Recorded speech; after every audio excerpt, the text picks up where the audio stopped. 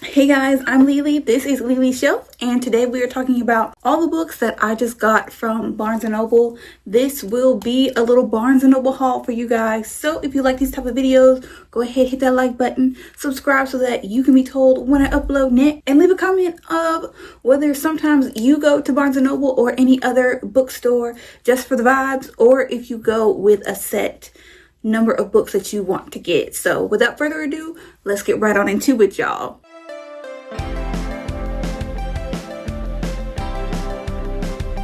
Alright, y'all, so I did go into Barnes & Noble just for the vibes, okay? But I am a Barnes & Noble member. So, and they're having a sale.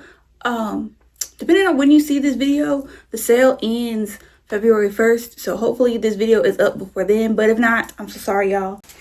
I've got this big bag of books. And then I've also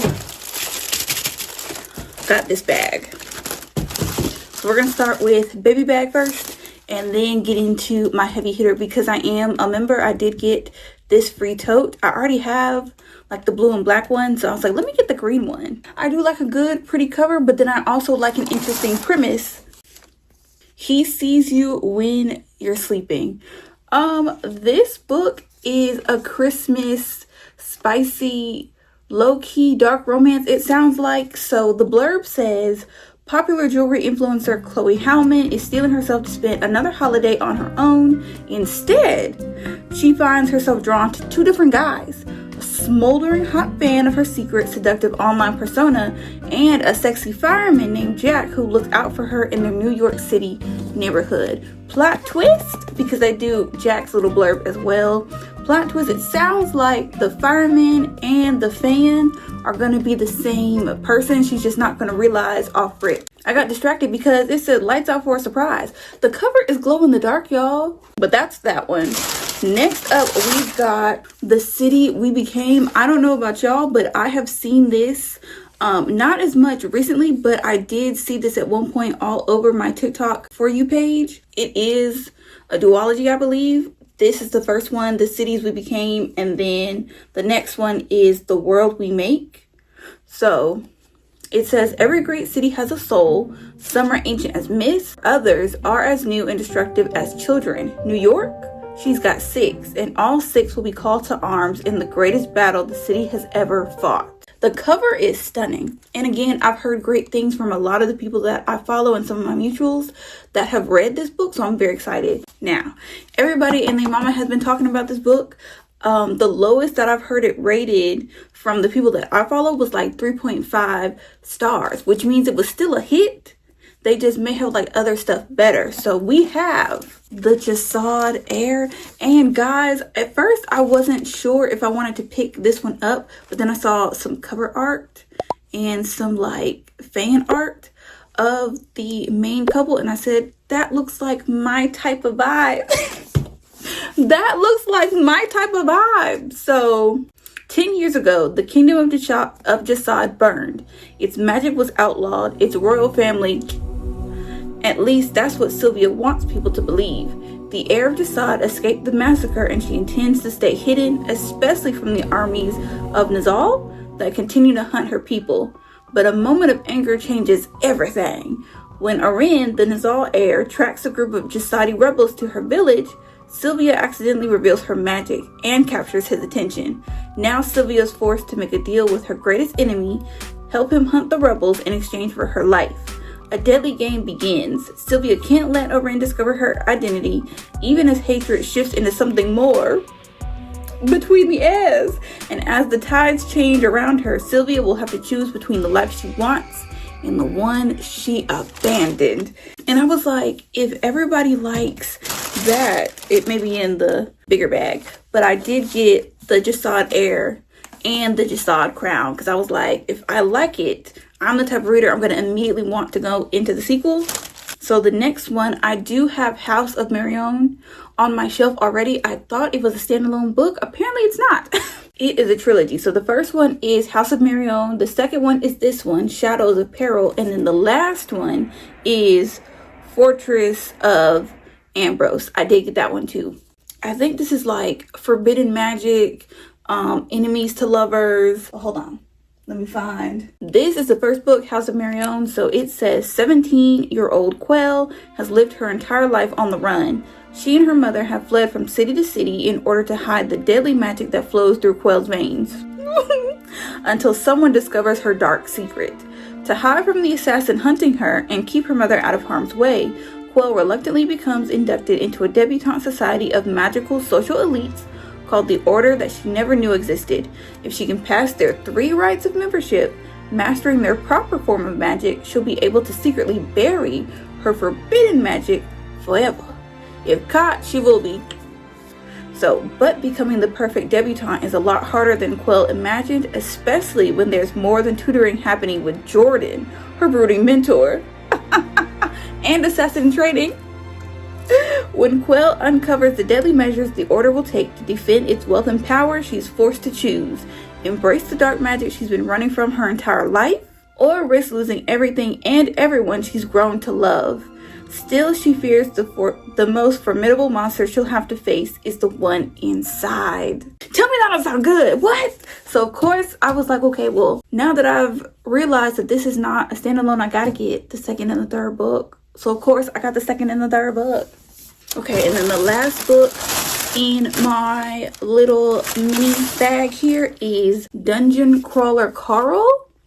Guys, this was a surprise hit to a lot of people, and I said, you know what? I want to be in that number. And so here we are. And this is a series, apparently. Oh, but this is book 1. So you know what's worse than breaking up with your girlfriend? Being stuck with her prize-winning show cat. Is that why people kept saying, why is the cat there? I'm hollering. And you know what's worse than that? An alien invasion, the destruction of all man-made structures on Earth, and the systematic exploitation of all the survivors for a sadistic intergalactic game show. That's what. So join Coast Guard vet Carl and his ex-girlfriend's cat, Princess Donut, as they try to survive the end of the world or just get to the next level in a video game like Trap-Filled Fantasy Dungeon, a dungeon that's actually the set of a reality television show with countless viewers across the galaxy, exploding goblins, magical potions, deadly drug-dealing llamas. You know what this kind of sounds like? This kind of sounds like, I don't know if you guys are manga readers, but if you are, there is a manga that's kind of, or I think it's a webtoon, that's kind of similar to this. I'll find it and I will put it up here. But if you've ever read that, it sounds like we are really going to like this. Okay, so A Monsoon Rising is the second book in Hurricane Wars, which I also have on my shelf. And I realized a lot of the books that I was buying that are already on my shelves, I was like, wait a minute. Because I would go on TikTok and see that they were actually part of like a duology or a trilogy or a series. I was like, excuse me? So of course I had to go and pick it up, but look. Okay, so this is a Hurricane Wars. Also with super cute edges. So again, it does tell me on the back. I just don't be reading the back. I be looking at the front, I be looking at the sides, and I be like, add to cart. All Taliesin has ever known is the Hurricane Wars. Growing up an orphan in a nation under siege by the ruthless Night Emperor, she found her family among the soldiers who fight for freedom. But Taliesin is hiding a deadly secret. Light magic courses through her veins, a blazing power that can cut through the Night Emperor's shadows, believed to have been wiped out years ago. Prince Alaric is his father's weapon, sworn to obliterate any threats to the Night Empire's rule with his mighty shadow magic. He and Taliesin lock into a deadly dance that neither seems able to truly win until, in a clash of light and dark, their powers merge to create a strange new force. And a dangerous, forbidden attraction reveals itself. This war can only end with them, but an even greater danger is coming, and Taliesin and Alaric must decide. Can they work together to save their world, or will they end up destroying each other? I did go to a different Barnes & Noble this time. I like having options because there's one Barnes & Noble that I always go to, and then one that's kind of been on my radar, but I hadn't checked it out until now. And I actually really like it because I feel like both Barnes & Nobles kind of have in stock different stuff. Okay, next up we have a book by James Patterson, and I love James Patterson, I do. This is called Girls of Paper and Fire. The excerpt doesn't give us a lot. From some of the blurbs, it does say this is like a romance and action type of vibe, which makes sense because James Patterson does a really good job of writing romance and action. If you've ever read the Maximum Ride series, you know exactly what I'm talking about. Between my brother getting me the original special editions of the Harry Potter books, and now this. Where is this all gonna fit? I don't know. Next up, we have the Jasad Crown. Again, this is the sequel to the Jasad Heir. This is a duology, so if you've read both of these, congratulations, you've finished the series. I wish that this had special edges or something, but the cover is stunning, so I'm not even that mad. Okay, next up we have Get a Life, Chloe Brown. I love Taylor Hibbert. Now, do I love all of her books? Yeah, but most of the books that I've read, besides some of the ones that contain tropes that like I know personally that I am not the biggest fan of, I've loved all her books. So like that's on me, that's not on her. I wanted this book for a while. Chloe Brown is a chronically ill computer geek with a goal, a plan, and a list. Period. After almost, but not quite. Kick in the bucket. She's come up with 7 directives to help her get a life, and she's already completed the first, finally moving out of her glamorous family's mansion. The next items: enjoy a drunken night out, ride a motorcycle, go camping, have meaningless but thoroughly enjoyable a tangle of 2, travel the world with nothing but hand luggage, and do something bad. What that bad is, she don't know, I don't know, I guess we'll find out. But it's not easy being bad, even when you've written step-by-step guidelines on how to do it correctly. I'm hollering. This sounds like this is for my type A girlies who like make a list and have, stuff planned out for the T. It sounds like this is going to give you a good blend of spontaneity and proper planning. Redford Red Morgan is a handyman with tattoos, a motorcycle, and more appeal than 10,000 Hollywood heartthrobs. He's also an artist who paints at night and hides his work in the light of day, which Chloe knows because she spies on him occasionally. But when she enlists Red in her mission to rebel, she learns things about him that no spy session could teach her, like why he clearly resents Chloe's wealthy background and why he never shows his art to anyone, and what really lies beneath that rough exterior. Next is the last book in the trilogy. This is Fortress of Ambrose. Again, the covers for House of Marion are just stunning. Next, I have Enchantra, the Barnes & Noble exclusive edition. Every time I see this sticker, I am gonna stop and do a double take. I am their target audience. I am. So this is book 2 in the Phantasma series. Okay. Now, I was a little apprehensive about Phantasma, but all of my mutuals that have read it and like some other people that I follow who have read it say that they really like it. And so I was like, well, then we have similar reading tastes, so then I might really like it enough to go ahead and read the second book. So the first book is Phantasma only has 2 rules: stay alive and don't fall in love. When Ophelia discovers her mother brutally taken out the game, there was no time to grieve. She has inherited the family's fearsome magic and enormous debt. That's trifling. Not the magic, the debt, that's trifling. Circumstances go from dire to deadly, however, when Ophelia's sister decides to pay off the loan by entering Phantasma, a competition where contestants rarely escape alive and the victor is granted a single wish. The only way for Ophelia to save her sister is to win, but Phantasma is a cursed manor, full of twisting corridors and lavish ballrooms, staffed by enticing demons and fatal temptations, and Ophelia must conquer all 9 floors to succeed, if her fears don't overtake her first. When a charming, arrogant stranger claims he can help, Ophelia knows better than to trust him, but with her sister's life on the line, Ophelia can't afford to turn him away. She'll just need to ignore the overwhelming dark attraction, oh no, that's right, drawing them closer and closer together. Because in Phantasma, the only thing deadlier than losing the game is losing your heart. It kind of sounds like if you fall in love, you may be signing your soul over to a demon. If you are a fan of pretty covers and pretty edges, what is this about? I don't know. This is like Labyrinth. If you've ever watched that old movie, I haven't, but meets Beauty and the Beast. In this spellbinding, sexy romantasy debut about a woman with a broken heart, the seductive immortal who imprisons her, the magical labyrinth that may be her salvation, and the dangerous attraction that could destroy them both. And if you're following me and you also like this type of vibe, you're probably also going, you know what? Heck yeah. Her freedom or her heart. In 48 hours, she'll lose one forever. When a brutal betrayal leaves Nell heartbroken and alone, she makes a desperate wish for love, recklessly offering anything in exchange. See that? That's why you don't recklessly offer and say, if you do this, I will do anything. Her plea is heard by Inbert, an immortal as wicked as he is beautiful. He sweeps Nell away to his castle that seems to exist out of time and presents her with a bargain. Escape his labyrinth within 48 hours or surrender to eternity as his lover. Torn between her desire for love and the dark being incapable of loving her, Nell faces an impossible choice and her time is running out.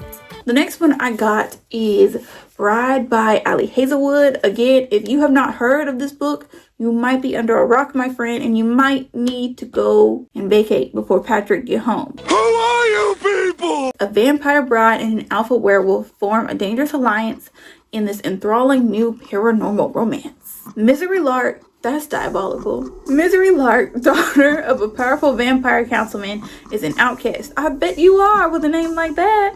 Her days of living anonymously among the humans are over. She has been called upon to uphold an alliance between the vampires and their mortal enemies, the Wares. Wares are ruthless and unpredictable, and their alpha, Lo Moreland, is no exception. He rules his pack with absolute authority, but not without justice or feeling. It's clear from the way he tracks Misery's every movement that he doesn't trust her. If only he knew how right he was. Is this gonna be betrayal? Misery has her own reasons to agree to this marriage of convenience. Reasons that have nothing to do with politics or alliances and everything to do with the only thing she's ever cared about. And she is willing to do whatever it takes to get back what's hers. Interesting. Last two. Cursebound is the second book, and what I'm hoping is a duology. It's a trilogy. The first book is Feybound. So Feybound is the first book in this trilogy. Urine was born on the battlefield, has lived on the battlefield, and one day she knows she will kick the bucket on the battlefield. As a warrior in the Elven army, Urine has known nothing but violence her whole life. Her sister Leto is trying to make a living as a diviner, seeking prophecies of a better future. When a fatal mistake leads to Urine's exile from the Elven lands, both sisters are forced into the terrifying wilderness beyond their borders. There they encounter the impossible. The Fae haven't been seen for a millennium, but now Urine and Leto are thrust into their seductive world, torn among their loyalties to each other, their Elven homeland, and their hearts. Interesting. This is a sapphic book. I didn't know that either until I went on TikTok. So this is a sapphic book, okay? If that's not your cup of tea, I mean, it sounds like it's gonna have action, romance, fantasy, sisters potentially betraying each other. So it's like, just skip those parts. I don't know. But still give this book a try because it sounds like it's gonna be good. The last one, The 7-Year Itch. Do I know Amy Dawes? No, but it looks like I'm about to get very well acquainted with my girl because that's cute, and the little blurb of this sounds even cuter. So, alone and looking to bone, loudmouth mountain man seeks fiery woman to grow old with. All I wanted was a casual +1 to my brother's destination wedding, but those idiots on my family tree hacked my dating profile and sabotaged my quest for the perfect weekend fling. Now I'm stuck on a tropical vacation with only my hand to keep me company. I'm hollering. It sounds like this is gonna be either dual perspective or mostly the perspective of the guy, which is gonna be interesting. Until I'm forced to share a room with the bane of my existence, my sister-in-law's best friend. Dakota has hated me for the past 7 years, but I wasn't losing my sleep over her screaming rants because she was some other guy's problem. Or she was, until she got divorced. I'm hollering. Being stuck in paradise with a woman who loathes your very existence doesn't sound hot, but after an unexpected moment in our shared palapo, she starts screaming at me in a different way. What happens in paradise stays in paradise. Ooh! That is, until Dakota shows up on my mountain with a proposition. Be her wingman to help her regain her pre-divorce confidence. Suddenly, Dakota's not just the person I love to fight with. She's the woman I want everything with. So with that, that is it, y'all. If you stuck around for this long, thank you so much. Overall, I enjoyed getting back into reading heavily in 2025. So 2026, I'm really excited to like really dive deep and like really start filling up my reading journals, both the one that my husband got me and the one that I got myself. And that is it. That is all I have for you guys today. Thank you so much for watching. Hopefully I talked about a book that maybe you have been eyeing or introduced you to some authors or some books that sound interesting to you that weren't on your radar. I will see y'all in the next video, guys. Bye.